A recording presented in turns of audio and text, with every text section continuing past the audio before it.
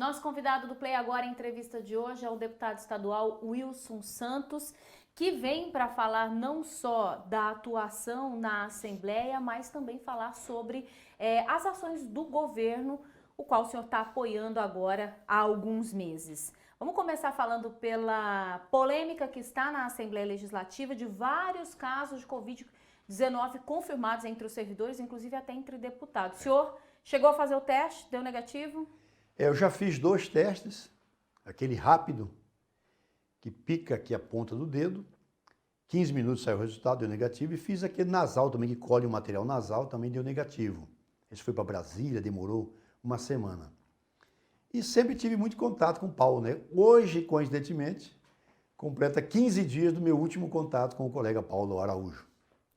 Que é o deputado que está com a Covid-19, está em isolamento social. Eu acho que não está mais, né? Porque já deu os 15 dias. Deu agora, né? Está deu, terminando lá. Mas, de qualquer maneira, as sessões, elas continuam. Continuam. Em parte virtuais, remotas. Isso. Mas existe os deputados que estão lá, o senhor é um deles que está sempre lá. E os projetos, nesse momento, eles estão voltados mais para o combate à pandemia. Eu queria que o senhor falasse de alguns dos seus projetos que a gente elencou aqui. O primeiro deles, que ainda tramita, se eu não me engano, é em relação ao auxílio. Na verdade, auxílio não, ao não corte, né, de energia, de serviços essenciais, básicos, que da energia já foi definido pela ANEEL, por exemplo. Sim. Aqui em Cuiabá, a concessionária de água também já definiu. Sim. Mas que não corte esses serviços essenciais em todo o estado. Tem ações do governo federal muito rápidas e de prontidão. E tem ações também que os parlamentos, tanto municipais como estaduais, no Brasil inteiro estão atuando, né? Uma coisa que eu quero destacar aqui é a negociação com a rede privada de ensino, as escolas particulares e universidades. A Assembleia fez 5 longas reuniões com o sindicato representante dessas escolas e universidades particulares. Construímos um entendimento. E esse projeto já foi aprovado e está no Palácio Paiaguás para a sanção do governador. Quais são os principais pontos? Primeiro, mantém aqueles 5% para quem paga em dia de desconto. Segundo, acrescenta mais 5% de desconto linear para todos. Terceiro, ainda dá uma postergação de pagamento, Marina, entre 10% e 30%. Aí o cliente senta com a direção da escola, caso a caso, e negocia. Outro ponto, as escolas e universidades privadas não podem negativar os seus clientes. Então, esse acordo foi construído, só estamos aguardando agora, na semana que vem, o governador Mauro Mendes Ferreira sancioná-lo. O que muitos pais ainda reclamam, e ainda tem dúvidas, porque é uma dúvida de todo mundo, é se realmente esse ano letivo ele vai terminar, ele vai ser cumprido. E no caso do não cumprimento, mesmo assim, essas mensalidades seriam pagas? Isso, por exemplo, foi discutido no projeto? Foi discutido, sim. Primeiro, nós nem sabemos se vai começar, né? Exato. Na rede pública estadual sequer começou. Que nós tivemos justamente por causa das greves. Da greve ano passado, 75 dias de greve. Nós íamos começar por volta do dia 15 de março, foi justamente quando coincidiu a explosão da pandemia no estado. Então, nem começou o ano letivo na rede pública estadual. Agora, o que a LDB de 96 estabelece? O ano letivo para o ensino fundamental e médio tem que ter 200 dias com 800 horas. Esse é o pacote que as escolas particulares vendem para os seus clientes. Então, se começar agora em maio, em julho, em setembro ou novembro, tem que cumprir os 200 dias letivos e as 800 horas. Porém, na rede particular que começou a aula, as aulas online serão validadas, desde que trabalhem matérias teóricas e cognitivas. E toda a área pragmática, a área de prática, em hospitais, enfermarias, canteiros de obras, em creches, enfim, essas aulas práticas exigirão que sejam presenciais. Agora, se não cumprirem esses 200 dias letivos nesse ano, isso não interfere no pagamento?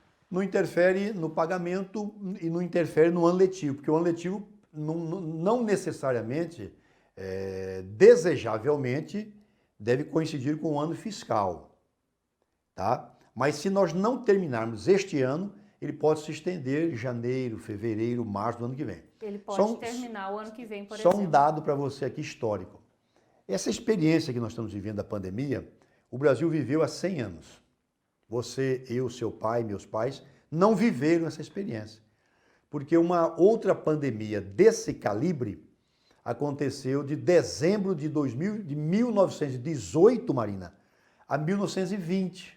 Há um século atrás, exatamente, foi quando terminou a gripe espanhola. A ciência levou 13 anos para descobrir uma vacina para a gripe espanhola. E naquele ano, no Brasil, o governo federal determinou que todos os alunos tivessem aprovação. Então, não aceitou a perda de ano para os alunos. Este ano, não sei como é que vai o governo se comportar no caso da sua pergunta. E se nós perdemos o ano inteiro? Se as aulas só puderem ser recomeçadas em janeiro, em fevereiro do ano que vem? Aí vai ser uma outra discussão. É uma discussão. Os alunos vão ter validado o ano? Não terão? Os alunos de medicina, agora quem formava em junho, julho, todos tiveram a formação delegada pelo Ministério da Educação, mesmo sem completar a carga horária. Ainda falando de educação, nós tivemos a aprovação há poucas semanas, nas últimas sessões, do auxílio para os professores, que também, infelizmente, coincidiu com a suspensão das aulas. Eles estavam contratados, porém não foram atribuídos, não começaram a trabalhar. E era uma defesa do senhor de que essa contratação desses interinos não fosse feita, porque seria inconstitucional, segundo o senhor. Mas até agora também eles não conseguiram receber esse auxílio e o governo sinaliza que não vai pagar. Como é que está essa articulação do senhor, que agora também é a base do governo? Marina, boa essa pergunta. Nós precisamos ajudar os professores interinos. Esses são mais ou menos 2.400. Só que tem que ajudar de maneira correta. Porque você cortar caminho, você fazer um atalho ilegal, você vai lá na frente estar prejudicando. Por exemplo, se nós aprovarmos as contratações com datas retroativas, é uma ilegalidade total. Você vai empurrar a secretária de Estado de Educação para improbidade administrativa, que significa perda do cargo, perda dos direitos políticos, ressarcimento ao erário estadual e bloqueio de bens. São as punições da improbidade administrativa. De uma coisa que como é que eu vou contratar alguém com data retroativa se nem um ano começou? Exato. E o Ministério Público já tem uma posição contra isso. Então eu disse, o caminho é um acordo. Não precisa de lei. O caminho é um acordo entre o representante dos professores, os representantes políticos e o governo do Estado. E esse dinheiro sairia não da educação, mas da Secretaria de Assistência Social. Faríamos um voucher de 2 meses, 3 meses, enquanto durar a pandemia. E depois esse dinheiro seria devolvido ao Estado em parcelas graduais, 4, 5, 10 parcelas que os professores fariam o pagamento. Então, o que eu quero fazer é ajuda, os 24 deputados querem ajudar. Nenhum é contra, todos são a favor. Mas a minha posição é que façamos de maneira legal, correta, transparente, que não coloque a secretaria numa situação de improbidade. Nós temos a lei que foi aprovada e sancionada, inclusive, pelo governador, de aumento dos DGAs e aumento dos presidentes de autarquias, que o senhor, inclusive, defendeu na Assembleia. Eu votei a favor. E votaria de novo a favor. E como que o senhor diz que não seria um prejuízo para o Estado? Porque vai ser um lucro para o Estado. Quem votou contra essa matéria, ou porque tem uma posição corporativa, representa este ou aquele segmento, ou porque não leu o projeto, ou se leu, não entendeu o projeto. Mas como é que o senhor justifica o não aumento? Tá. Se você pegar os DGAs, eles estão desde 2013 com os mesmos valores, do DGA 1, do 18.250, até o DGA 10, que é mais ou menos R$1.000. Há 7 anos eles são mantidos nos mesmos valores, e essa mensais 50, que originou a Lei Complementar 662, ela também não aumenta nem um centavo, nenhum DGA. Então não houve aumento em DGAs. Nos valores nominais absolutos são mantidos. Segundo, esse projeto, Marina, ele autoriza o governador, ele já fez por decreto, a extinguir 4.318 cargos. Aí você me pergunta, mas esses cargos estavam ocupados? Nenhum. Mas poderiam ser ocupados pelos próximos governos. Então ele já matou esses cargos. Então houve uma economia potencial, que daria em torno de 210, 215 Mas não uma milhões ano. economia real. Não é uma economia real. E o aumento para os presidentes de autarquia, por exemplo? Isso houve, né? Isso de houve, 9 para 18 houve uma, aí no caso houve um aumento, ele saltou de DGA 2 para DGA 1. Então ele morava no 8º andar, passou para morar no 9º. E aí dobrou. Então, por exemplo, o presidente do Detran, ele movimentou ano passado mais ou menos 210 milhões de arrecadação. Ele ganha menos que você aqui. Ele ganha R$ 6.800 por mês. É um absurdo.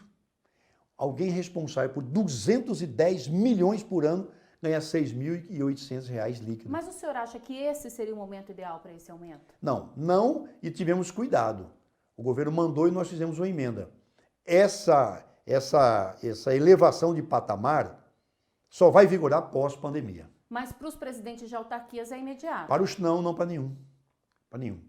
Então são 9 autarquias e fundações. É a FAPEMAT, UNEMAT, Detran, Indea, Intermate e tem Fundação Nova Chance, são 9. Essas fundações e autarquias saltaram de DGA 2, que é 9.300 bruto, para 18.250 bruto. Esse 18.250 você desconta 27,5 de imposto de renda, 14 cai para 12, 13 mil líquido. E nesse momento de pandemia, o senhor julga que o governo do estado está usando da melhor forma possível os recursos, os investimentos? Onde falta o governo gastar de forma melhor, digamos assim, os recursos? Comunicação. Primeiro, o governo Mauro acabou com a SECOM. Foi um erro. A SECOM precisa ser recriada e ter mais dinheiro para gastar com comunicação. Obrigada pelos esclarecimentos, por ter aceito o nosso convite, e a gente continua acompanhando a atuação da Assembleia nesse momento. Estamos lá dentro fisicamente, alguns, outros em casa, os 24 participando das sessões online. Então a Assembleia tem se desdobrado e trabalhado muito mais. E desejar a você aqui na Nova Casa sucesso, a grande profissional que você é, valoriza esse veículo de comunicação e continua sempre à disposição. Obrigada, nos vemos. Obrigado.